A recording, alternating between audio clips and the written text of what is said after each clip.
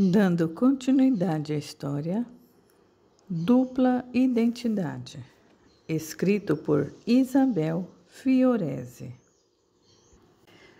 No dia seguinte, Padre Jorge levantou-se mais cedo do que de costume e pegou o papel com o roteiro investigativo, adicionando, conforme sugestão de Cíntia, mais uma possibilidade: lembranças de outras vidas. Anotou no seu caderninho todos os nomes e endereços que Khadija tinha lhe passado no dia anterior. Iria pedir a Silvio que pesquisasse tudo na internet. Depois ele abriu o livro dos espíritos e continuou sua leitura. Não notou o tempo passar. Quando percebeu, já era dia claro e ele havia perdido seu momento diário com o nascer do astro-rei. Foi até o altar da igreja fazer as suas orações e, como de costume, pediu proteção para todos os fiéis da sua igreja e para os moradores da cidade. Pediu que Jesus o ajudasse a encontrar as respostas para suas dúvidas e que nunca lhe faltasse discernimento entre o bem e o mal, o certo e o errado, e a humildade e a arrogância. Atendeu algumas senhoras que passaram para trazer doações e depois foi para a velha mercearia tomar o seu café da manhã. Enquanto isso, na chácara de Ramiro, todos se encontravam ocupados com a dura rotina de uma propriedade rural. Lida na roça, limpeza do terreno do pomar, adubo nas plantas e horta, alimentação dos animais, limpeza da casa e tantas outras atividades que pareciam não ter fim. Estavam quase terminando as férias escolares e isso preocupava Leocádia, porque do jeito que Vitória estava, ela não tinha condições de voltar para o colégio. E se não voltasse, iria perder o ano letivo. Resolveu ir chamar a filha para ajudá-la a colher hortaliças para o almoço. Bateu à porta do quarto, abriu e entrou. A filha ainda estava deitada. Ela aproximou-se e chamou baixinho. Para sua surpresa, a moça olhou para ela, sorriu e disse: "Bom dia, mamãe." "Vitória, é você? E quem mais haveria de ser, mamãe?" "Deus seja louvado, minha filha voltou," quase gritou Leocádia, atirando-se nos braços da filha entre lágrimas e beijos. "Mas o que foi que aconteceu, mamãe? Até parece que eu não estava aqui, ou sei lá o quê." A moça, assustada, desvencilhou-se dos braços da mãe e se levantou. "Pode explicar o que está acontecendo, pelo amor de Deus?" "Filha, faz quase um mês que você se transformou em outra pessoa, uma indiana chamada Khadija. Não se lembra?" "Khadija?" gritou a moça. "Eu? Khadija? Um mês?" Ela se atirou na cama chorando. "Filha, se acalme, querida. Já passou. Graças a Deus passou. Você agora está aqui. Mamãe, por favor, me deixe sozinha. Eu preciso pensar. Minha cabeça está latejando. Eu estou muito confusa. Por favor, não deixe ninguém entrar." "Mas, filha, você não pode ficar sozinha. E se a outra voltar?" "Não, eu vou ficar aqui do seu lado." "Então, por favor, traga um remédio e um chá. Minha cabeça dói muito," queixava-se a garota nervosa. "Está bem, eu volto num instante." Leocádia saiu gritando pelo filho Luiz Carlos e pedindo que fosse chamar Ramiro com urgência. O garoto viu o desespero da mãe e saiu correndo. Depois ela pegou a xícara de chá e um comprimido para dor de cabeça e correu de volta para o quarto. Vitória continuava chorando. Sentou-se na cama, tomou o chá e o comprimido e deitou-se novamente. A mãe conversou com ela. "Filha, levante-se, tome um banho e saia desse quarto. Você precisa tomar ar fresco. Vai fazer bem para você." "Eu estou sem forças, mamãe. Sinto a cabeça girando e muitas náuseas. Eu não vou conseguir ficar em pé." Nesse momento, entrou Ramiro apressado, seguido de Luiz Carlos e Laura. Filha querida, que bom ter você de volta. Como está se sentindo? Vitória abraçou o pai, pediu desculpas pelo acontecido, disse-lhe não se lembrar de nada e depois ficou em silêncio. Leocádia disse que a filha não estava bem e seria bom chamar um médico. Eu fico aqui com ela, tia. Pode chamar o Dr. Gilberto. Aproveito para contar para a Vitória como foi a passagem de Khadija por essa casa. Não, Laura. É melhor deixar ela descansar um pouco, disse Leocádia. Dr. Gilberto apressou-se em atender o chamado de Leocádia, porque sabia da urgência do atendimento. Ao chegar no quarto de Vitória, preocupou-se com o abatimento e a palidez da moça. Mediu a pressão e a temperatura, não encontrando qualquer anormalidade. Mas a fraqueza e a falta de energia da paciente chamava atenção. Além da queixa de dor de cabeça. Pediu que a família observasse se aparecessem outros sintomas e se o analgésico receitado faria efeito. Observou ainda sobre a necessidade de encaminhá-la para a doutora Cláudia. À noite, Padre Jorge foi visitá-la. A moça pediu para deixá-los a sós. Assim que ficaram sozinhos, Vitória disse: Padre Jorge, eu já estou ciente de tudo o que aconteceu comigo. Só não sei do conteúdo das conversas suas com Khadija. Já que vocês ficaram muito amigos, eu preciso saber de tudo. Por favor, me conte. Vitória, você não se lembra de nada? Eu tenho algumas lembranças fragmentadas. Na verdade, mais sensações do que lembranças. Eu sinto que Khadija se afeiçoou muito a você e lhe confidenciou muita coisa. Qual foi a proposta que ela lhe fez para me libertar? Foi uma proposta surreal. Estou refletindo muito se devo ou não cumpri-la, Vitória. Fazer o que ela me pediu, por um lado, é fantasioso demais. Por outro lado, aguça minha curiosidade de pesquisador. Disse o padre. Fale de uma vez, meu amigo, implorou Vitória. Ela pediu para eu ir à Índia pesquisar o que aconteceu com Indra, o suposto noivo dela. O padre fala quase sussurrando, talvez por medo de ouvir as suas próprias palavras. Padre Jorge, você tem que ir. Eu sei que Indra existe e Khadija, nem eu teremos paz enquanto não soubermos o que aconteceu com ele. Eu estou em um conflito enorme, minha querida.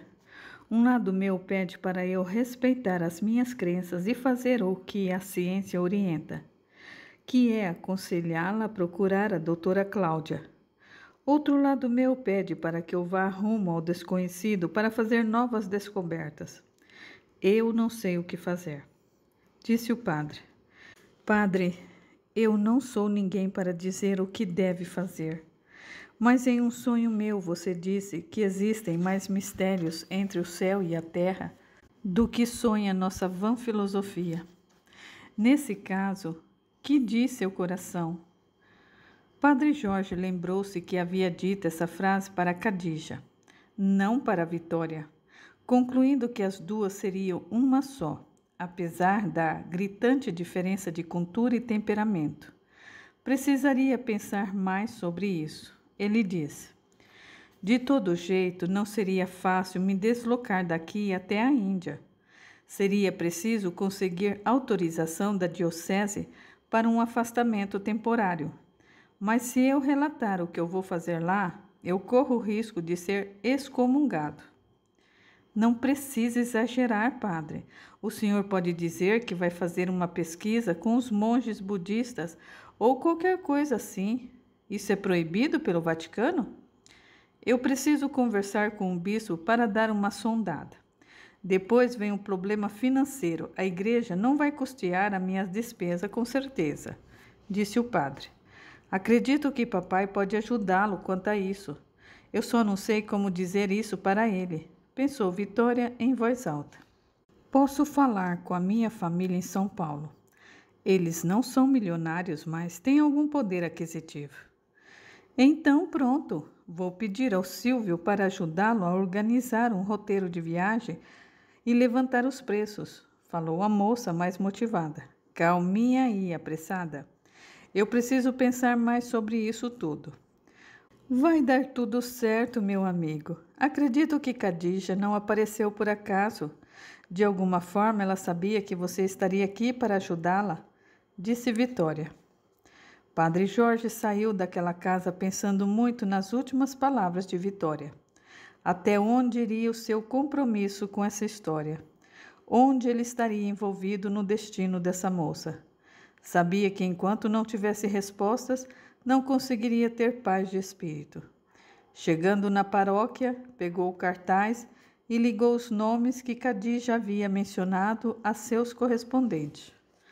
Procurou os bairros no mapa de Calcutá e, para o seu espanto, viu que eles existiam e até a biblioteca ele encontrou na internet.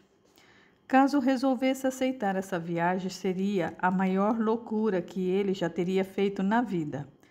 Decidiu falar com Silvio e com Cíntia para troca de ideias. Ligou para Silvio e pediu que viesse com a Cíntia no final da tarde. Depois foi ler mais um pouco do livro espírita. Procurou um capítulo que falasse de lembranças de outras vidas. Encontrou a pergunta 396 do Livro dos Espíritos. Algumas pessoas creem ter a vaga lembrança de um passado desconhecido, vislumbrando como imagem fugitiva de um sonho que em vão se procura deter. Essa ideia não seria uma ilusão?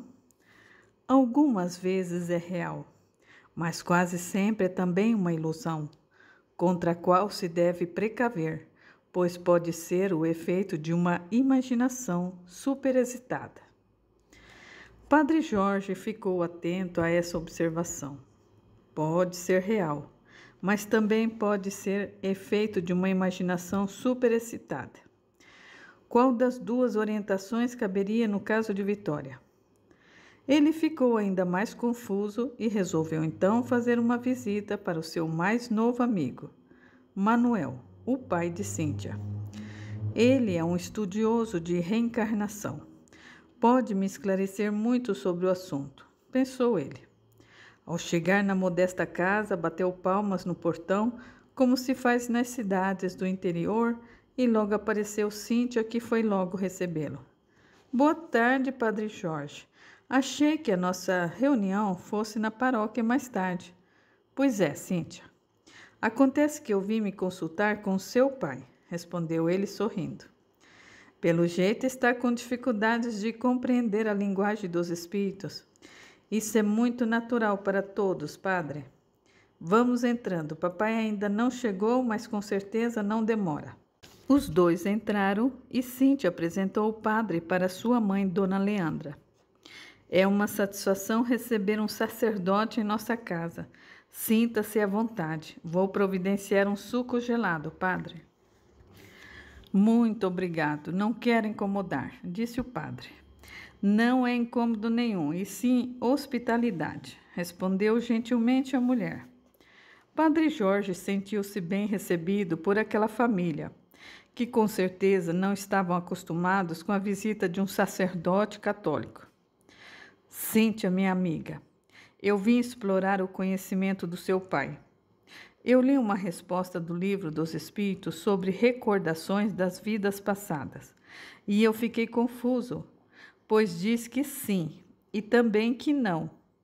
Na verdade, eu queria pesquisar sobre a probabilidade de Khadija ser recordação de uma vida passada de Vitória, comentou o Padre Jorge.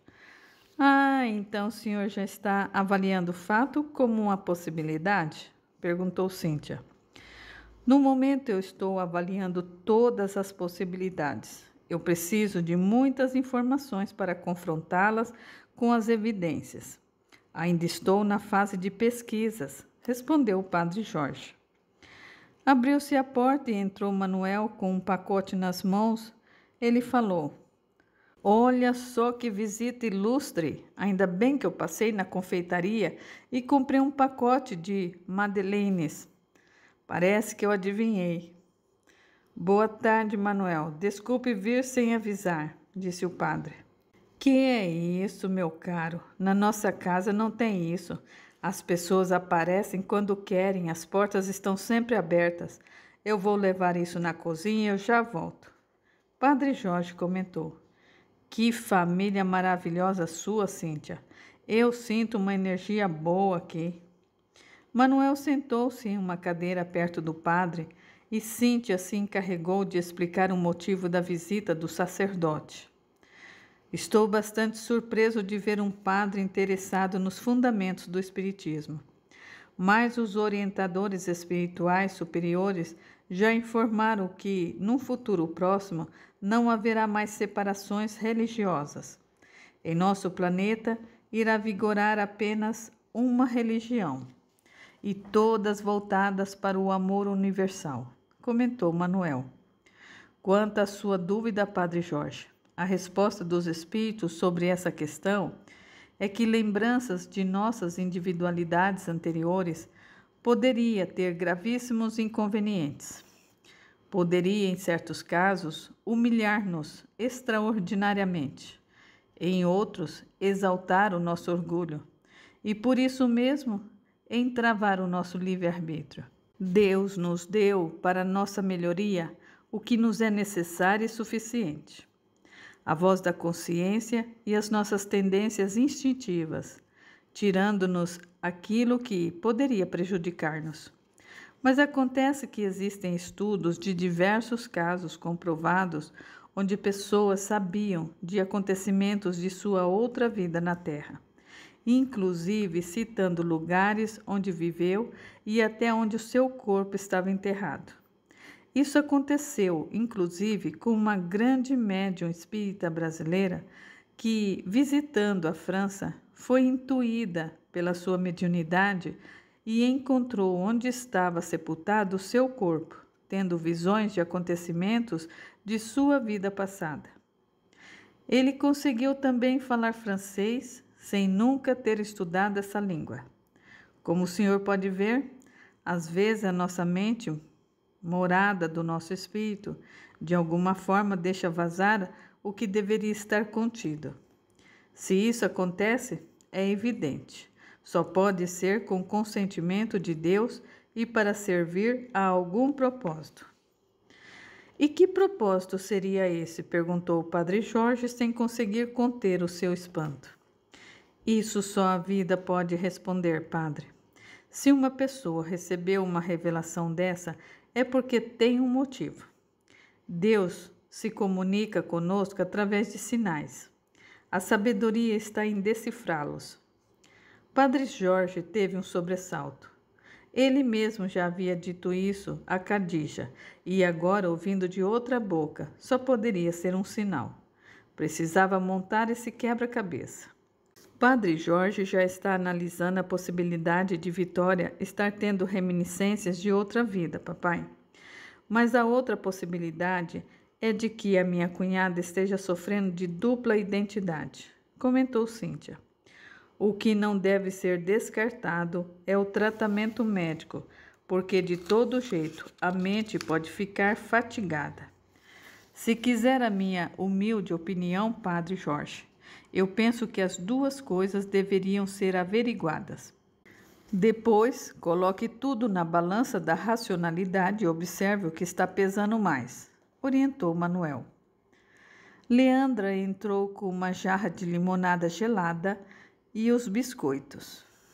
Uma limonada bem geladinha para refrescar as ideias, disse a mulher. Padre Jorge agradeceu a todos pela agradável acolhida e depois encaminhou-se à sua paróquia, refletindo sobre como os ensinamentos ditados pelos espíritos superiores eram racionais e cheios de orientações fundamentadas no amor e no exercício da reforma íntima. O catolicismo não era diferente, mas os rituais e os proselitismo imperavam na igreja. A doutrina espírita não julgava as outras religiões.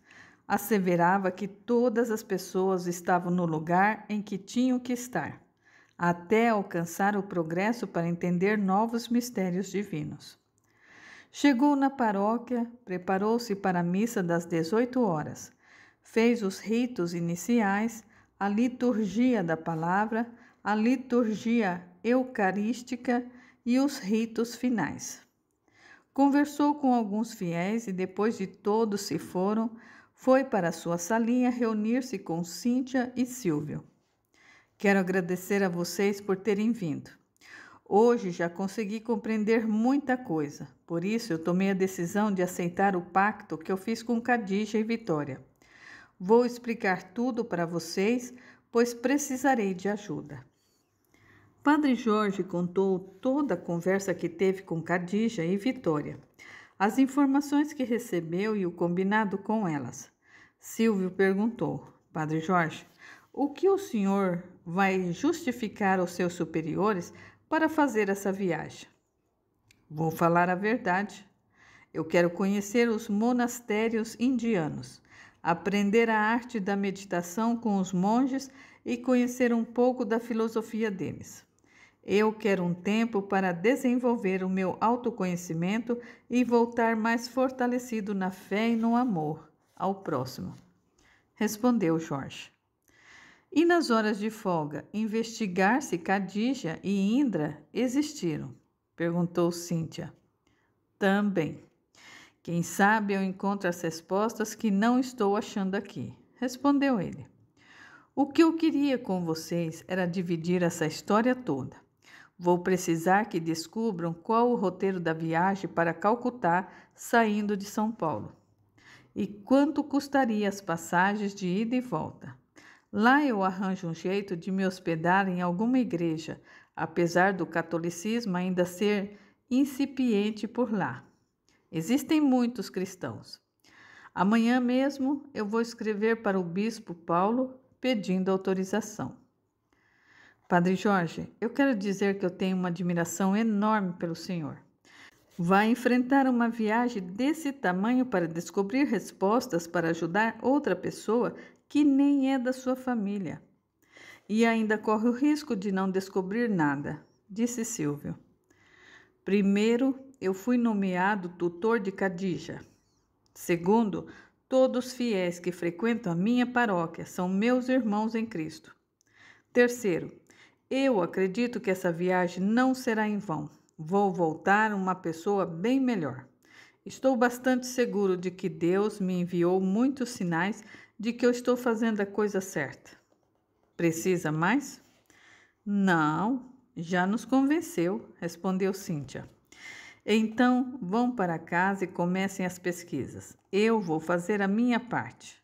Boa noite, meninos. Padre Jorge levou os dois até a porta de saída e voltou para sua mesa, porque precisava escrever a carta para o bispo Paulo Almeida, expondo seus motivos para fazer a viagem e solicitando um substituto. No dia seguinte, o Padre Jorge foi até a casa de Vitória e recebido por Leocádia com estranheza, porque ele só vinha até a propriedade durante a semana se fosse chamado com urgência. Bom dia, Padre Jorge. Aconteceu alguma coisa? Perguntou ela. Nada urgente, minha amiga. Eu vim trazer algumas respostas para a Vitória. Como ela está? Parece que voltou à normalidade, padre.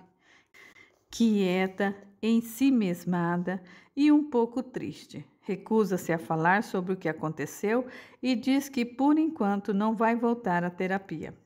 Parece que está esperando por algo que só ela sabe e também, com certeza, o Senhor. Disse ela em tom de pergunta, mesmo sabendo que não teria resposta. Tenha mais um pouco de paciência, dona Leocádia. O acontecido deve ter deixado marcas profundas no espírito de Vitória. Ela precisa de um tempo para colocar o emocional em ordem. Vou conversar com ela, se me permitir, disse o padre. Debaixo da figueira para ninguém ouvir, perguntou ela com ar de desaprovação. Se a senhora não achar inconveniente, respondeu ele.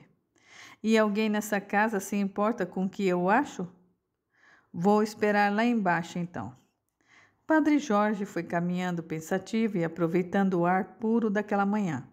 Chegou até a grande árvore, ajoelhou-se em sua sombra e fez uma oração pedindo ao Mestre Jesus que lhe desse discernimento para concluir se estava fazendo a coisa certa e que pudesse decifrar os sinais que lhe fossem enviados. Vitória chegou próximo dele com 2 cadeiras e ficou em silêncio esperando ele se levantar. Bom dia, Vitória. Como tem passado? Perguntou ele. Bom dia, padre. Eu voltei a sonhar que estava na Índia, vestida de Khadija, andando sem rumo à procura de Indra. Esses sonhos são tão reais que eu acordo muito cansada e sem energia. Eu sinto como se faltasse um pedaço de mim. Existe um vazio enorme no meu peito, contou a moça. Vitória, você precisa reforçar as orações ao seu anjo guardião e voltar para a terapia, disse ele. Então quer dizer que aceitou o pacto com a Khadija. Falou, demonstrando alegria. E com você também, afinal me parece que são a mesma pessoa, sorriu divertido o padre Jorge. Você conseguiu a licença da diocese? Ainda não. Eu estou esperando a resposta para a próxima semana. Silvio e Cíntia estão pesquisando o preço da viagem. E assim que eu tiver a resposta do bispo, caso seja positiva, eu vou telefonar para o meu pai. Vamos esperar para ver se dá tudo certo, disse o padre. Vitória não se conteve e, num momento de impulsividade, atirou-se nos braços do padre Jorge e lhe deu um beijo no rosto. O padre ficou paralisado, por não esperar essa reação, mas depois foi sentindo-se tão à vontade que fechou seus braços na cintura dela com força. Em seguida, sentiu-se envergonhado pelo seu arroubo. Soltou depressa a moça, constrangido. Ela disse-lhe: Que é isso, amigo? O fato de você ser padre não te impede de abraçar as pessoas, não é? Desculpa se eu passei dos limites e o deixei constrangido, mas é que eu fiquei tão feliz, disse a moça. Não é nada disso, Vitória. É que eu não estou acostumada a abraçar moças bonitas de forma tão efusiva, disse o padre. Sabe, padre Jorge, eu lhe tenho grande respeito, mas tem momentos que eu não consigo enxergá-lo como padre, confidenciou a moça. E me enxerga como o quê? Um pai? Imagina, você não é velho? Eu enxergo como meu melhor amigo, é isso. Bom, agora vem a parte difícil. Como vamos contar o motivo da minha viagem para a sua família? Eles vão achar um absurdo? Perguntou o padre. Vamos dizer a mesma coisa que você dissera ao bispo e à sua família. Caso você encontre vestígios de Khadija e de Indra por lá, daí contaremos a verdade. Mas você vai voltar para o tratamento? Esse foi o nosso combinado.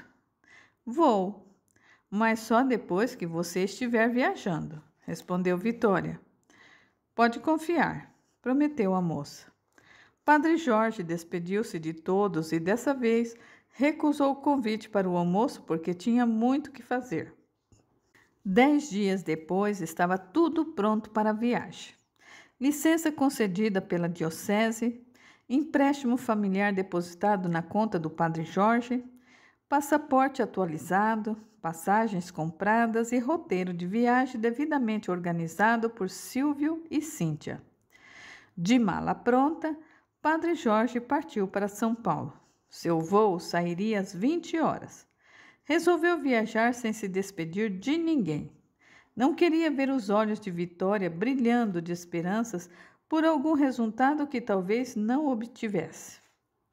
Após uma longa viagem de quase 30 horas com 2 escalas, o avião pousa no Aeroporto Internacional Netaji Subhas Chandra Bose de Calcutá, que fora inaugurada em 1924 e que se tornaram um dos mais movimentados da Índia. Padre Jorge falava quase fluentemente o idioma inglês e estava contando que os calcutaenses também falassem essa língua.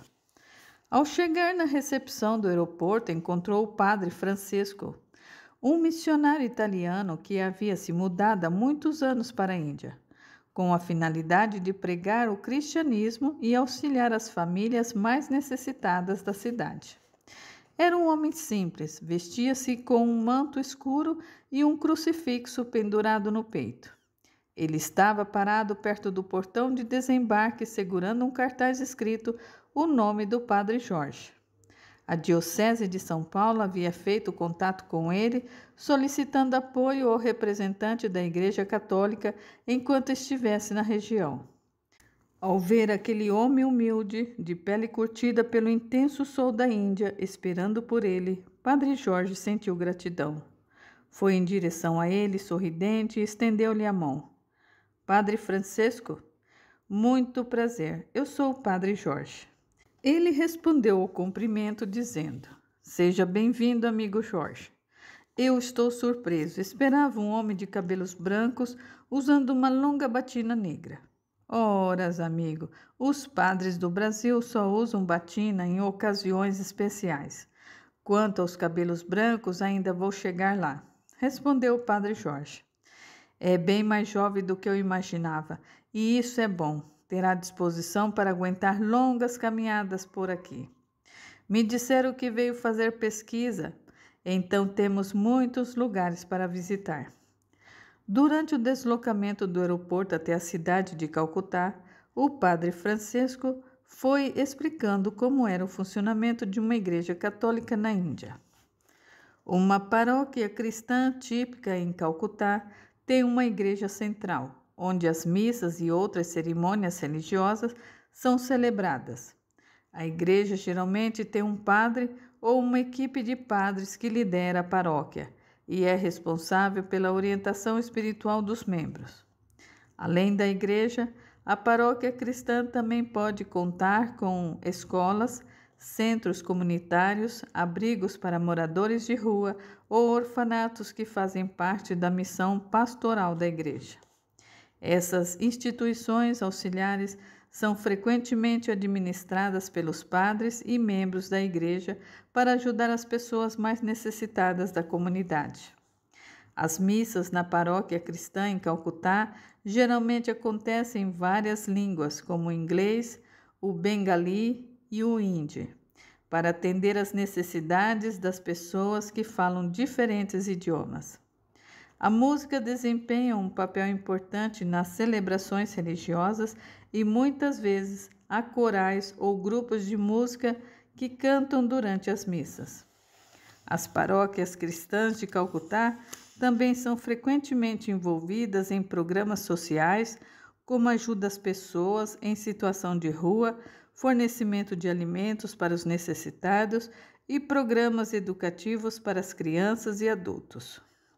Em resumo, uma paróquia cristã em Calcutá reflete a crença, esperança e amor da comunidade cristã, que trabalha incansavelmente para levar esses valores à população. Como você vê, meu amigo Jorge, temos muito trabalho e pouco descanso, disse o Padre Francisco, terminando sua explanação. Jorge estava impressionado com as informações que ouvia enquanto observava através da janela do carro a confusão de pessoas, o caótico trânsito das ruas com muitos veículos fazendo manobras sem qualquer organização. Onde vou me hospedar, Francisco? Pergunta Jorge. Na nossa casa paroquial. É tudo muito simples, mas acolhedor. Temos missionários de diversas regiões e países que ficam conosco quando vêm a Calcutá. Para tanto, construímos um alojamento que comporta diversas pessoas. Lá tem cozinha, lavanderia, sala de internet e salão de descanso e estudo, onde também damos aulas de catequismo para as crianças e mulheres, respondeu Francisco. Então estão bem instalados, comentou Jorge. Graças a Deus. Mas os nossos recursos são escassos, pelo tamanho da necessidade dos irmãos que vivem aqui. O veículo entrou por um portão, parou ao lado do casarão e os dois desceram. Enquanto Jorge tirava sua mala, observava a construção antiga, com pintura descascando, muitos janelões abertos para fora e portas de madeira em forma de arco. Plantas e árvores ornamentavam o quintal, sombreando as calçadas de pedras. Vamos entrando, amigo. Sinta-se em casa. Aqui é onde funciona a parte de hospedagem. Na ponta temos a cozinha e o refeitório. E naquele prédio virado para a rua de trás funciona a paróquia. Como já falei, aqui temos irmãos que falam diferentes idiomas, mas a maioria tem algum conhecimento do inglês britânico, informou Francisco. Eles entraram por uma porta arqueada em madeira e o lado de dentro era aconchegante e bem iluminado. Havia poucos móveis, o que deixava o ambiente espaçoso e ventilado. Mas o que chamava atenção era a limpeza do lugar. Coloque suas coisas nesse quarto, Jorge. O Jules vai dividi-lo com você. É um missionário francês que chegou outro dia. Acredito que vocês serão bons amigos. Agora vou mostrar onde fica o banheiro. Você poderá se banhar e descansar um pouco até passar os sintomas do jet lag. Que horas marca o seu relógio agora? Perguntou Francisco. São 2 da madrugada, disse Jorge sorrindo. Pois é, aqui já são 10 horas. Descanse. Peço para chamá-lo para o almoço. Obrigado, amigo Francisco. Jorge tomou um banho apressado e jogou-se literalmente na cama. Estava exausto. Quando acordou, estava na mesma posição. Sentia fome e não tinha noção de que horas eram. Levantou-se, olhou para fora do quarto, não viu ninguém. Vestiu-se adequadamente e foi para o refeitório. Achou estranho, estava vazio. Sentou-se em uma mesa e esperou aparecer alguém. Entrou uma senhora, olhou para ele e perguntou: o senhor é o padre Jorge que chegou do Brasil? Sim, eu mesmo. Muito prazer. Padre Francisco alertou-me que o senhor não veio almoçar e pediu para eu guardar uma refeição. Posso servi-lo agora? Por favor, eu estou morto de fome. Sorriu ele. A mulher sorriu de volta e dirigiu-se para a cozinha. 5 minutos depois, ela voltou trazendo uma bandeja com várias travessas de comida e uma garrafa de água gelada. Colocou sobre a mesa e disse: espero que aprecie a nossa culinária. Eu sou uma das cozinheiras e quando me disseram que o senhor vinha almoçar, eu não sabia que tipo de comida um brasileiro poderia gostar e fiz macarrão com legumes e cogumelos. Eu adoro macarrão. Muito obrigado por ter pensado em mim, dona, disse ele. Teresa, pode me chamar de Teresa, mas não a Santa de Calcutá, disse ela divertida. Bom apetite, Padre Jorge. Assim que terminou a refeição, Francisco chegou acompanhado do Padre Jules, o francês que dividiria o quarto com Jorge. Boa tarde, Jorge. Eu espero que tenha feito um bom descanso. Quero apresentar o seu companheiro de quarto, Padre Jules Nolan, disse Francisco. Jorge levantou-se e estendeu a mão para o novo colega. Satisfação em conhecê-lo, Padre Jules, disse Jorge. A satisfação é minha, colega, respondeu Jules sorridente. A viagem foi longa e cansativa, não é? Mas será recompensado, pois a experiência que levará daqui será surpreendente. Com certeza.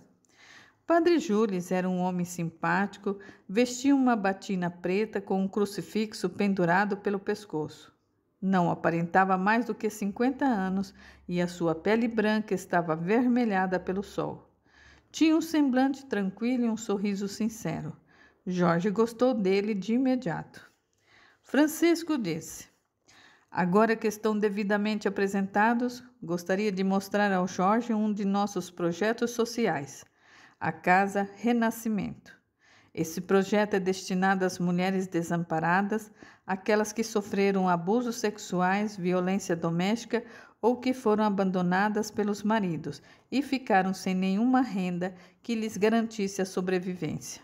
Nesse local, elas aprendem diversos trabalhos que depois possam lhes render ou um emprego ou uma fonte de renda.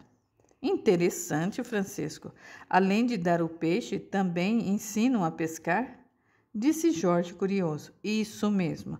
Vamos agora, então? Francisco saiu na frente, seguido pelos dois, entraram no veículo da paróquia e, depois de percorrerem uma distância considerável, chegaram na periferia da cidade, um bairro pobre, com casas modestas e pouca infraestrutura urbana. Pararam em frente a um lugar que parecia um grande galpão. Ao entrar na casa do Renascimento, ele observou um salão com várias divisórias. Em cada uma delas havia um grupo de mulheres e um facilitador ou facilitadora coordenando a aprendizagem. Enormes exaustores de ar trabalhavam a todo vapor para minimizar a temperatura alta de Calcutá. Francisco foi entrando e cumprimentando as pessoas. Parou no final do corredor e explicou detalhadamente o funcionamento daquele projeto. Contou que atendiam mais ou menos 1.000 mulheres por mês, entre atendimento psicológico, médico, domiciliar, terapia ocupacional e oficinas de aprendizagem profissional. Os trabalhadores eram padres, seminaristas, voluntários da comunidade, estagiários e profissionais liberais. A casa vivia de doações captadas no exterior, por fontes diversas. Jorge ficou impressionado com a organização da Igreja Católica na Índia. Concluiu que fazia um trabalho deveras importante. Após conhecer alguns coordenadores da casa, visitaram as instalações e saíram do local já à noite. Francisco disse: "Agora vamos retornar porque daqui a pouco começa o horário em que nos reunimos para as orações e em seguida o jantar. A pontualidade é um dos critérios mais rigorosos da casa." Jorge ficou envergonhado porque lembrou-se que perdeu o horário do almoço logo no seu primeiro dia. Após as orações, todos foram para o refeitório e Jorge foi apresentado coletivamente. No total, havia cerca de 30 sacerdotes de vários países. Da América Latina, haviam 3, missionários do Brasil, Argentina e Chile. Quando se recolheram, Jorge e Jules conversavam no aposento. Jules disse: "Jorge, o que exatamente é o objeto da sua pesquisa?" "A prática da meditação dos monges", respondeu Jorge. "Interessante. A maioria vem conhecer os projetos sociais da Igreja Católica." "Eu sei, mas eu não vim encaminhado pela diocese. Esse é um interesse particular. Amanhã eu pretendo ir conhecer a Biblioteca Nacional da Índia. Lá, com certeza, eu terei muito material de estudo." "Já ouvi falar.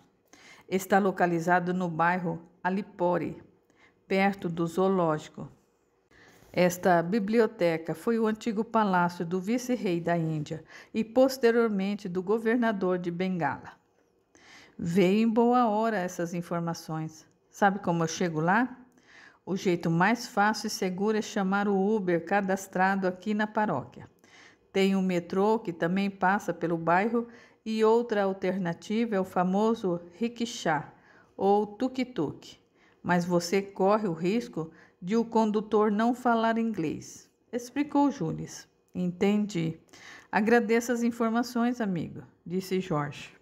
"Olha, caso você precise ir até algum lugar mais complicado, eu posso pedir permissão para acompanhá-lo.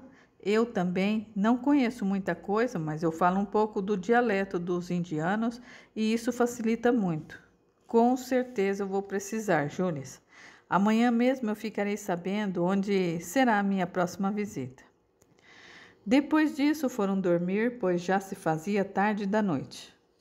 No dia seguinte, logo cedo, Jorge seguiu as instruções de Jules, chamou o Uber, deu a localização da Biblioteca Nacional e seguiu para lá. Assim que chegou, desceu do carro e observou o cenário. Ele sentiu um arrepio, parecendo que já tinha estado naquele prédio e que aquela paisagem era conhecida. Ele ficou estático, olhando para aquele lugar, como esperando que alguém se materializasse à sua frente. Depois disso, caminhou vagarosamente para a entrada, subiu a escadaria, sabendo o que iria encontrar pela frente. Parou no hall de entrada da biblioteca e contemplou os lustres antigos, a tapeçaria, e por alguns instantes lhe passou a imagem de um rei descendo a escadaria, seguido por seu séquito. Era uma sensação estranha, mas logo pensou que poderia ter visto essa cena em algum filme ou pintura antiga.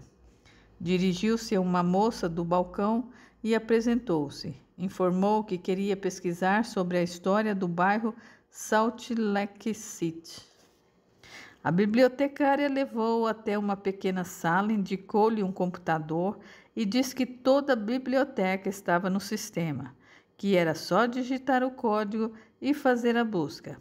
Depois disso, entregou-lhe um cartão com o número e as orientações de acesso e perguntou se ele precisava de mais alguma coisa e retirou-se. Jorge, sozinho no cubículo, antes de começar a busca, proferiu uma oração solicitando a Jesus sabedoria para lidar com o conhecimento que chegaria até ele, e que fosse satisfeita a vontade de Deus e não a sua curiosidade. Feito isso, ligou a máquina, inseriu o código de acesso e escreveu no buscador: Raj Padi Charme, Salt Lake City. O programa mostrou mais de 50 itens relacionados. Jorge percebeu que tinha muito trabalho pela frente. Resolveu filtrar e colocou século XX. O filtro mostrou apenas 5 itens e entre eles estava Charme Raji Pandi. Jorge estremeceu. O homem existira realmente. Ele respirou fundo e clicou no link. Lá estava uma fotografia e uma espécie de biografia. Ele ampliou a foto e novamente o arrepio e a sensação de estar frente a um conhecido. Ele já tinha visto aquele homem e ficou alguns minutos intrigado pensando onde havia visto essa pessoa. Depois leu o que estava escrito: Raji Pandi Charme, 1860 a 1940. Um notável brahmane, empresário e exportador do século XIX e XX. Foi um dos conselheiros do imperador Eduardo VII, filho da rainha Vitória do Reino Unido. Graças aos seus conselhos, junto ao imperador, Bengala foi constituída como uma província autônoma sob a lei do governo da Índia em 1935. Jorge ficou mais 2 horas pesquisando novas informações, mas tudo o que conseguiu foi aquela pequena biografia, que não mencionava nada sobre a família. Decidiu sair da biblioteca e dar uma volta pelo bairro. Encontrou uma área enorme onde estava instalado um zoológico. Passou por lá e viu muitas crianças visitando o parque, acompanhadas de professores que iam mostrando os animais. Jorge caminhou um pouco, sentou-se em um banco e logo foi assediado pelos vendedores de tudo. Comprou apenas uma garrafa de água e um chapéu para se proteger do sol. Ficou ali refletindo sobre a curta biografia do possível sogro de Khadija. Ter achado apenas um nome ainda não era evidência suficiente para comprovar que a história era verdadeira, ou seja, que Khadija realmente existiu. Afinal, Vitória poderia ter pesquisado tudo e montado um drama, mas o que não dava para compreender qual era a motivação disso. Por que fazê-lo ir a se aventurar tão longe em troca de quê? Jorge acabou achando que não deveria dar tanta importância assim a essa história, porque essa ansiedade poderia comprometer a sua sanidade mental. Decidiu que voltaria na Biblioteca Nacional perguntar se havia algum historiador antigo que pudesse lhe falar sobre particularidades que não estavam nos arquivos. Almoçou numa pequena cantina italiana ali perto. Caminhou mais um pouco pelas calçadas estreitas, sombreadas por árvores centenárias, observando os casarios antigos de arquitetura inglesa. Esse bairro estava longe de representar a Índia, que povoava sua imaginação fértil. Subiu novamente a escadaria da biblioteca, que parecia um palacete, e perguntou para a recepcionista como poderia fazer uma entrevista com algum historiador antigo de Calcutá. Ela respondeu-lhe: temos o professor Amit Anand. Ele foi professor de sociologia e escritor durante muitos anos, mas agora vive em retiro espiritual no mosteiro Belur Mat, no distrito de Howrah. Jorge anotou as informações em sua caderneta, agradeceu à moça e retirou-se. Precisava voltar para a paróquia a tempo de participar das orações da tarde. Resolveu voltar de metrô, viu uma placa indicativa da entrada e com certeza dentro da estação deveria ter algum mapa indicando o itinerário. Foi mais fácil do que imaginava. Todas as informações estavam escritas na língua hindi e no inglês. À noite, durante o jantar, Francesco veio perguntar como foi o seu primeiro dia de pesquisa e ficou contente em saber que ele estava se virando muito bem sozinho.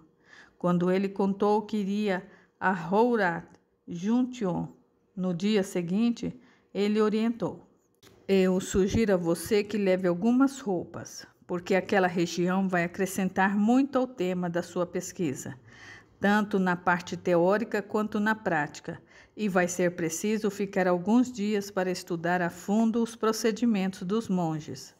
Se você quiser, eu conheço o monge Ravi, um profundo conhecedor das práticas de meditação. Talvez ele até possa oferecer-lhe hospedagem. Seria perfeito, Francisco. Vou telefonar para ele hoje ainda. Você não terá dificuldades de chegar até lá. Belur Mat fica a apenas 1 hora de carro de Calcutá. Suba em um dos táxis embaixadores amarelos, exclusivos de Calcutá, na estação ferroviária de Howrah Junction, para chegar ao mosteiro. Chegando lá, procure o monge Ravi e se apresente. Com certeza ele vai te ajudar muito. Eu não sei como agradecer tanta gentileza da parte de vocês. São todos tão prestativos, disse Jorge. Imagina, meu irmão, o nosso trabalho é esse, conduzir os irmãos em Cristo. Júlia sentou-se com ele à mesa e contou sobre os seus atendimentos do dia. Depois que ficou sabendo que o colega iria ao mosteiro de Belur Mat, ficou entusiasmado e pediu que Jorge tirasse fotos para mostrar na volta, pois muitos padres tinham interesse em conhecer o local. Na manhã seguinte, Jorge solicitou novamente o Uber que atendia a paróquia, viajou cerca de 1 hora e meia e chegou ao distrito de Howrah Junction. Dali, embarcou numa espécie de ferryboat, atravessou o rio e chegou no mosteiro. Localizado às margens do rio Hooghly, Belur Mat é um templo e centro espiritual que representa a ordem religiosa Ramakrishna Mat e missão Ramakrishna, fundada por Swami Vivekananda, um discípulo de Sri Ramakrishna Paramahansa. Belur Mat é um lugar sagrado para os seguidores do hinduísmo. Ao ficar frente a frente com o prédio, Jorge deparou-se com uma série de estruturas impressionantes de arquitetura única. O templo principal, conhecido como Mandir, é um edifício magnífico que combina elementos arquitetônicos hindus, budista e islâmicos. Sua construção levou vários anos para ser concluída e é uma verdadeira obra de arte. O Mandir abriga a imagem de Sri Ramakrishna e quem os devotos hindus consideram uma encarnação divina. No local, além do templo principal, há outros espaços sagrados, como o templo de Swami Vivekananda, onde os restos mortais do grande líder estão guardados. Há também um museu que exibe artefatos relacionados à vida de Sri Ramakrishna e Swami Vivekananda incluindo fotografias, cartas e pertences pessoais. A atmosfera em Belur Mati é tranquila e espiritualmente carregada. Os visitantes são incentivados a participar de cerimônias religiosas, meditação e canto de hinos devocionais. Pode-se testemunhar os rituais diários realizados pelos monges e experimentar a serenidade e a devoção que permeiam o local. Belur Mati também oferece belos jardins e espaços ao ar livre, onde pode-se relaxar e desfrutar da tranquilidade.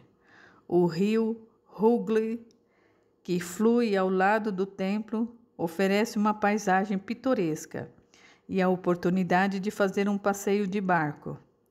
Para os interessados na filosofia e ensinamentos de Sri Ramakrishna e Swami Vivekananda, Belur Mati oferece palestras, cursos e retiros espirituais. Os monges residentes estão disponíveis para responder a perguntas e compartilhar conhecimentos sobre a espiritualidade hindu e a prática do yoga. Jorge ficou fascinado com a paisagem. Depois que desembarcou, caminhou alguns passos até encontrar um lugar sombreado e sentou-se no chão, encostado em um tronco de árvore. Queria ficar ali por alguns minutos, deliciando-se com aquela paisagem e atmosfera espetacular.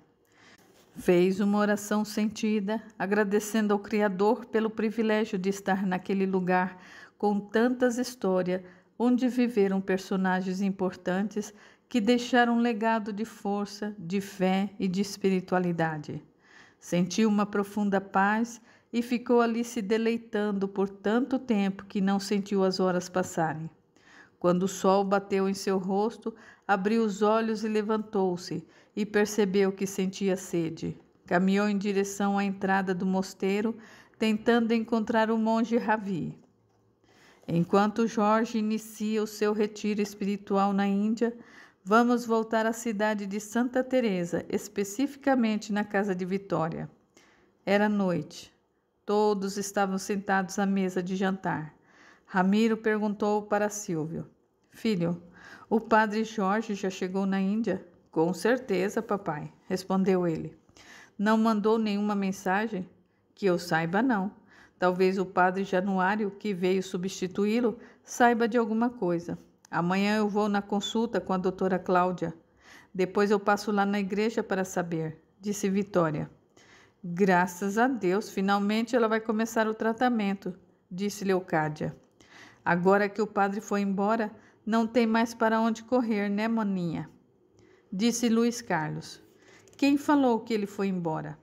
Ele vai voltar logo, respondeu Vitória. Coitado do padre, ficou tão maluco com a Vitória e a Cadija que fugiu para o outro lado do planeta, continuou o garoto dando risada. Luiz, pare com essa idiotice. O problema da Vitória é sério e você vai deixá-la nervosa, continuou Silvio. Parem os dois agora. Quanto menos falarmos nesse assunto, mais depressa sua irmã ficará boa. Zombarias não ajudam em nada. Vitória levantou-se, deu boa noite e foi para o quarto, sob os olhares preocupados dos pais. Silvio levantou-se também e disse: Vou falar com ela. Bateu na porta e entrou. Mana, você se chateou? Não pelas brincadeiras do Luiz, mas eu fiquei pensando. E se o padre Jorge não voltar mesmo? Respondeu ela com uma fisionomia triste. Você se apegou demais nele, né, mana? Eu e a Cíntia percebemos que ele também se apegou demais em você. É a única pessoa que pode me ajudar. Essa noite eu sonhei com ele, acredita? Sonhei que ele e Cadija estavam juntos na Índia. Sonho estranho. Mana, me responda uma pergunta com sinceridade. Você está gostando do padre mais do que a amizade, não é? Vitória ficou sem graça com a pergunta e virou de costa, mas respondendo. Mano, eu acho que eu amava o Indra, mas aos poucos eu fui percebendo que ele pertence a Cadija. E do nada, sem mais nem menos, eu comecei a pensar no Jorge o tempo todo. Eu sinto falta dele. Eu não sei que tipo de sentimento é esse, ainda preciso descobrir. Mana, você sabe que vai enfrentar um monte de problemas, né? Ele é padre, tem compromisso com a igreja.